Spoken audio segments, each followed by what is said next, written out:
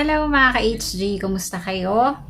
Third week natin, so andito na tayo sa pangatlong episode ng ating HG Kwentuhan.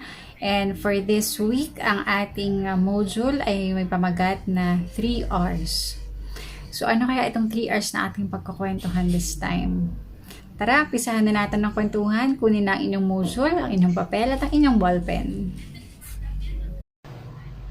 Alam niyo mga ka-HG, medyo seryoso yung usapan natin ngayon. Medyo mabigat yung topic natin. Pero syempre, let's take it as lightly as we can. Gaanan lang natin. Okay? So, ito yung target natin sa ating kwentuhan for this episode. First, to explain the child's rights and roles and responsibilities as a member of the family and community. Second, demonstrate accountabilities and responsibilities in the practice of child's rights. And third, appreciate the relationship between child's rights and responsibilities. So, nagagets nyo na ba kung bakit siya 3 hours? Ano yung 3 hours na yon? Mga ka-HG, minsan man naitanong nyo na sa inyong sarili yung bakit ako nandito? Bakit ako nabubuhay sa mundong ito? Ano bang silbi ko sa mundong ito? Sabihin nyo, ano ba yan? Mamang seryoso naman ang tanong. Yes, but seriously, naitanong nyo na nga ba yan? Napag-isipan nyo na ba yung mga ganyang klaseng questions? Kasi, mga ka-HG, alam nyo, hindi kasi pwedeng basta ikaw si Juan, ikaw si Pedro, tapos yun na yun. There's something kung bakit kayo nandito. Tayo, bawat isa sa atin. Mahalagang malaman nyo ano ba yung purpose nyo, ano yung silbi nyo, at kasama nun, ano rin ba yung mga rights nyo? Ano ba yung mga rules nyo? At ano ang responsibilities nyo bilang ikaw si Juan, bilang ikaw si Pedro, ako bilang si Ma'am Bell. So yun ang pagkukwentuhan natin ngayon sa ating 3 hours. Dito na tayo guys sa Let's Try This. At ang pamagat na activity na to ay roles or responsibilities. So dito meron kayong makikitang dalawang flowers. At nakalagay sa gitna ng bawat flower, yung isa ay rose, yung isa ay responsibilities, and then may petals. So pipili lang kayo dun sa mga words na nasa box. At ilalagay nyo siya, ika-categorize nyo kung yung word ba na yon ay saan kabilang. Sa roles ba or sa responsibilities. So isusulat nyo yung word na yon dun sa bawat petals ng mga bulaklak. Tapos, sasagutin nyo yung dalawang process questions, very short. Number 1 is, what roles and responsibilities in the choices are the most relevant to you? So, alin daw yung pinaka-relevant sa'yo, pinaka-close sa'yo sa mga roles and responsibilities na nabanggit doon? And number 2, how do you describe the way you perform your roles and responsibilities? Paano mo ba isinasakatuparan or tinutupad ang iyong mga roles na ito and responsibilities? Konting kwento. Jump na tayo mga ka-HG sa Let's Explore This. Ang title naman ng activity nito is Responsibly Right. So makikita nyo dito mga ka-HG yung 4 main baskets of children's rights. Ano yung 4 main baskets na yon? Right to participation, right to protection, right to survival, and right to development. Tapos, sa next page, page 8, naka-enumerate doon yung mga rights of a child. Ang gagawin nyo lamang ay iisipin nyo kung saan dapat mag-shoot na basket ang bawat right of a child dito. So, halimbawa, yung right to be born well, saan kaya siyang basket? Sa right to participation ba? Sa right to protection? Sa right to survival? O sa right to development? So, yun ang pag-iisipan nyo. Parang katulad din ng roles and responsibilities kanina. And then, meron kayong dalawang processing questions. First, what are the child rights that you think you enjoy most? Alin sa mga rights na yun sa tingin mo ang talaga namang na-enjoy mo? At ang pangalawa, what are the other child's rights na gusto mo sanang mas ma-experience pa or mas ma-enjoy pa? So mga ka-HG, andito na tayo sa main point ng ating kwentuhan. Pag-uusapan din natin ng inyong mga rights. So I hope you are familiar with these rights. Sana as of this time ay familiar na kayo sa mga rights nyo. So the rights of a Filipino child, which is under the Presidential Decree number 603 or the Child and Youth Welfare Code. So itong mga karapatan nyo to ay nasa batas. At dapat pamilyar kayo at aware kayo sa mga karapatan ng ito bilang bata.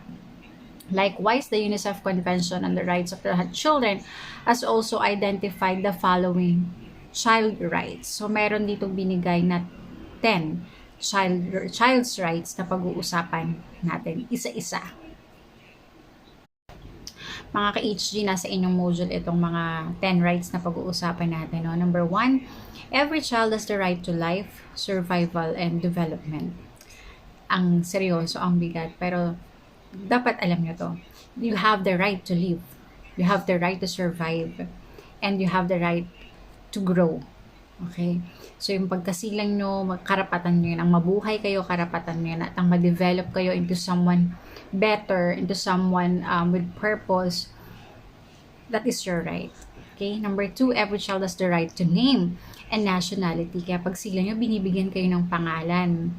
That's your identity. And of course, yung nationality niyo, kung saang bansa kayo isinilang. That's also your right. Number 3, every child has the right to keeping families together. So, sad to say, mayroong mga parents na naghihiwalay. Pero, sa batas natin, laging may consideration sa mga anak. Kasi karapatan.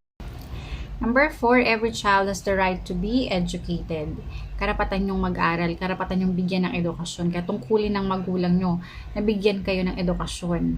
At meron din kayong kalayaan na pumili kung saan gustong mag-aral, kung sa pribado o sa public school. Ang public school yan ay bilang pagtugon sa responsibilidad ng gobyerno sa inyo. No, kaya may libre tayong pag-aaral sa public school. Although, nandun pa rin talaga yung rights nyo para mamili kung saan nyo talaga gustong pumasok. Number 5, every child has the right to play and enjoy whenever they have the opportunity. As a child, meron kayong panahon para maglibang, para maglaro, ibinibigyan sa inyo. At dapat na-enjoy nyo. Hayaan nating maging bata. Sabi nga, hayaan nating maging bata ang mga bata kasi karapatan nyo yan, ang mag-enjoy at maglaro. Number 6, every child has the right to be protected from abuse of adults. Number 6 and number 7, mga ka-HG, are like intertwined, no? Every child has the right to be protected from abuse of adults, and you have the right to live peacefully away from bad influences. So, kaya tayo, mga ka-HG, dapat alam nyo rin, no, kung saan kayo pwedeng lumapit if ever maka-experience kayo ng pananakit or ng pang-aabuso mula sa mas matatanda sa inyo. Syempre, ang dapat nyong unang lapitan ng inyong magulang, and then nandyan ang mga teachers na pwede nyong pagsabihan kung may nangyayaring ganon, at pwede rin nating ilapit to sa mga tamang tao. Masasabi ko lang sa inyo, kung sakaling makadaras kayo ng ganito, huwag kayong matatakot na magsabi sa mas nakakatanda sa inyo, sa taong na pagkakatiwalaan ninyo, because again, may karapatan kayo na maprotektahan mula sa mga hindi magagandang karanasan or pangyayari sa buhay katulad ng pang-aabuso.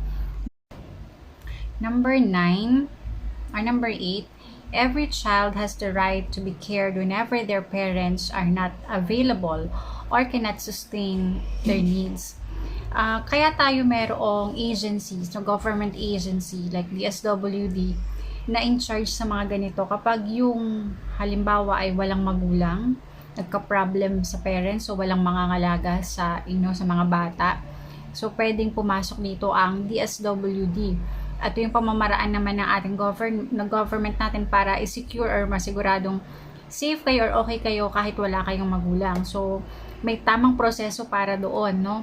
Minsan bibigay sa may kakayahan na kamag-anak, or minsan ang DSWD ang naghahandle para sa mga ganitong pagkakataon na hindi kayang kayong alagaan ng inyong magulang or wala kayong magulang. Number 9, mga ka-HG, every child has the right to express their views and opinions and to their privacy. So, mayroon kayo karapatan na express ang inyong opinion, ang inyong pananaw, at meron kayong karapatan sa inyong privacy. Kailangan lang alam niyo yung limitations nito, no? Na, halimbawa, sinabi ko lang naman yung gusto ko sabihin pero bakit nagalit? So, baka naman kasi, isipin mo din, paano mo ba sinabi? Paano mo vinoise out yung opinion mo? Or paano mo vinoise out yung iyong pananaw?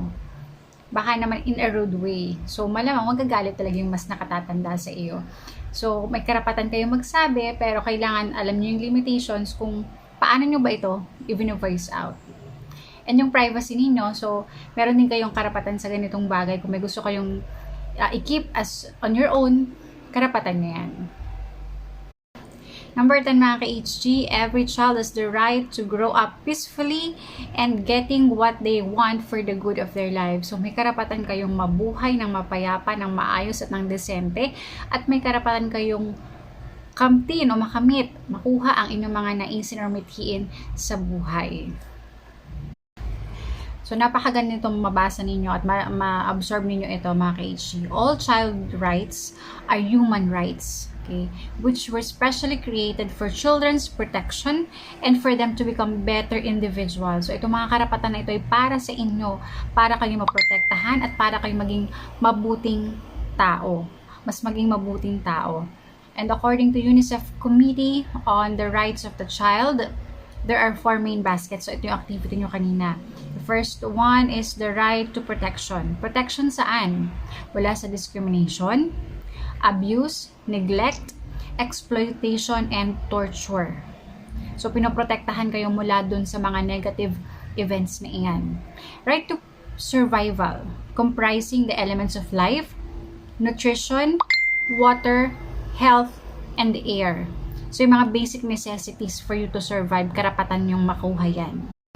The third basket is the right to participation. Participation saan? So, it includes your expression of views, decision-making, access to information, and freedom of association. So, ito yung may karapatan kayong mag-voice out ng inyong opinion. May karapatan kayong pumili, and so decision-making, and may karapatan kayong mag-access sa information katulad nga ng sa education natin, and freedom of association. So kung sino, kung saan nyo gustong mapabilang, you have the right.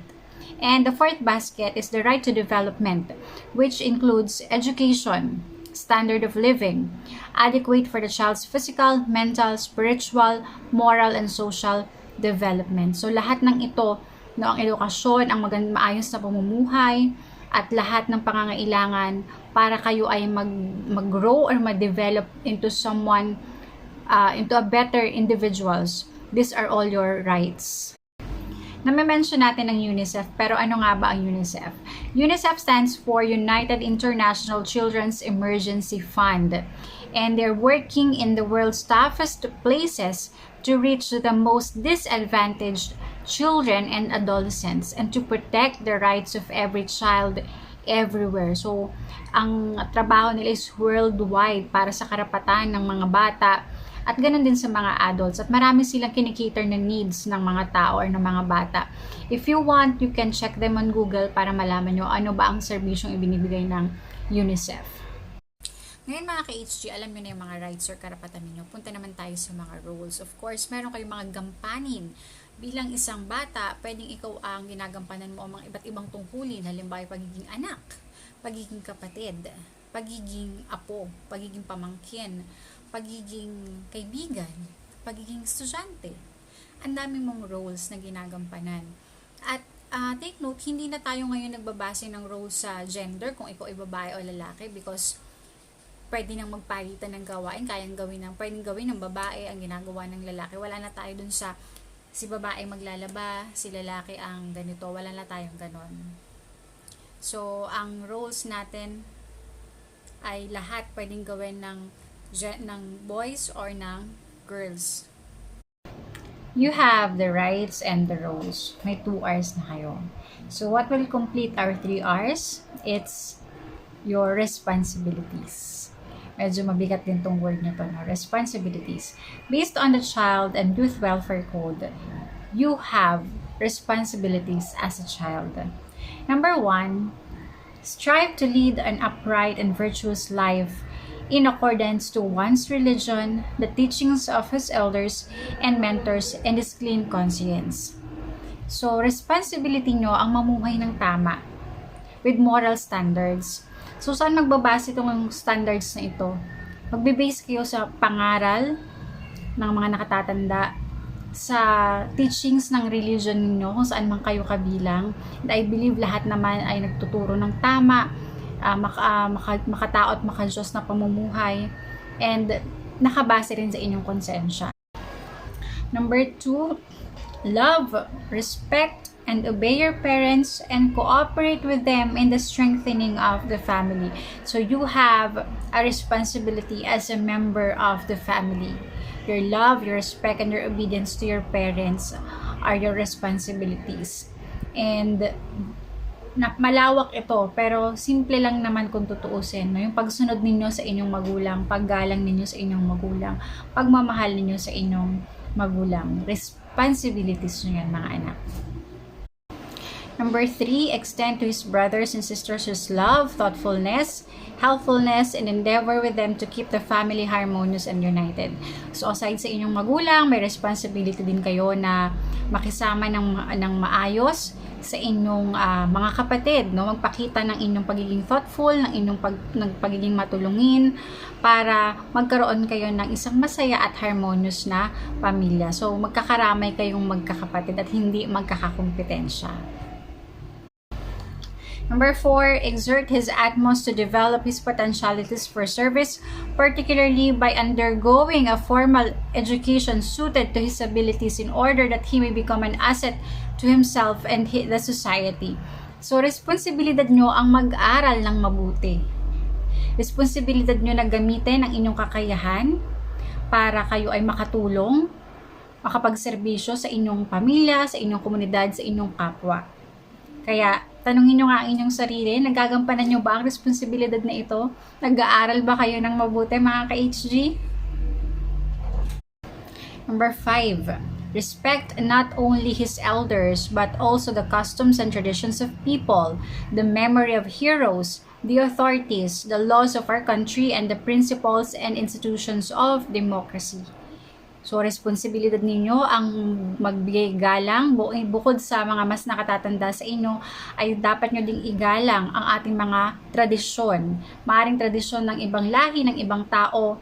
Kakaiba ito sa tradisyon na kagisan mo, pero kailangan mo itong irespeto. Ang memory ng mga heroes, kaya nga sila injected or integrated sa ating mga lessons sa school.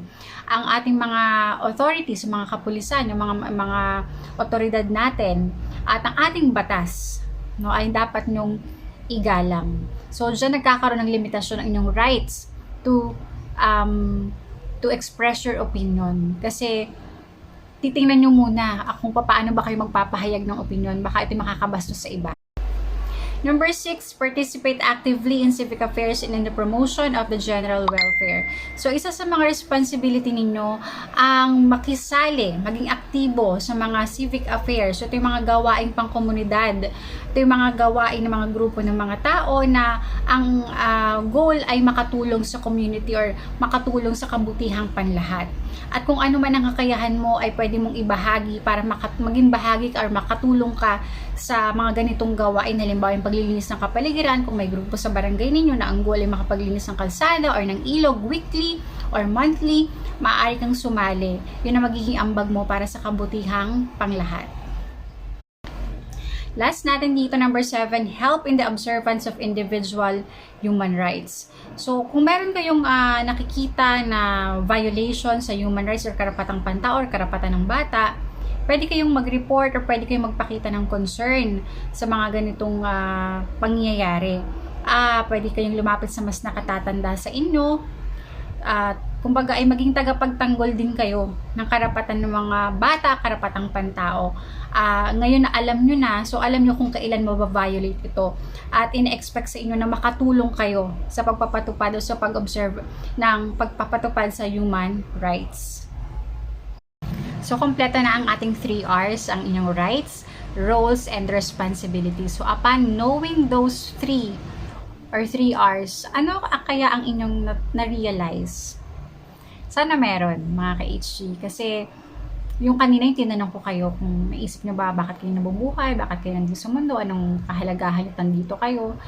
These 3 will somehow, I think, they will somehow answer those questions. At I think, mas ma-appreciate nyo, mas mabibigyan buhay ninyo ang purpose ninyo kapag alam nyo ang 3 R's na ito at kapag isinasa buhay nyo itong 3 R's na ito. Medyo mabigat yung ating pinag-usapan. So, konting stretching muna kayo, mga ka-HG. Inhale, exhale muna. Tapos, punta na tayo ngayon sa You Can Do It.